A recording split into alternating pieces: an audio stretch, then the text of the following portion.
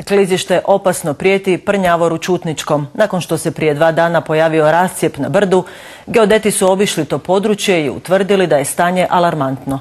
Brdo se od sinoć pomaknulo 10-ak centimetara. Stanovništvu je preporučena evakuacija, no mnogi ne žele otići iz svoje kuće. Djelatnici Petrinjskog komunalca saniraju teren, a vatrogasci dežuraju. U slučaju najgoreg upozorit će stanovništvo sirenom za uzbunu.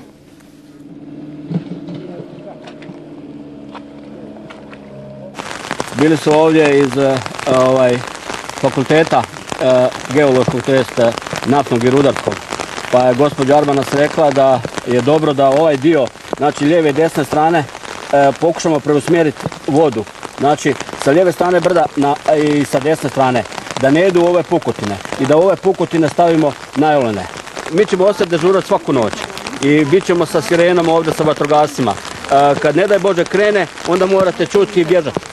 U preporuci bi se trebali preseliti. Bojimo se, kako se ne bojali spavati, evo tu mi je brat. I strah ga je, ali čeka nešto, kud, kako? Nemate kuda? Pa jedino kod rodbine.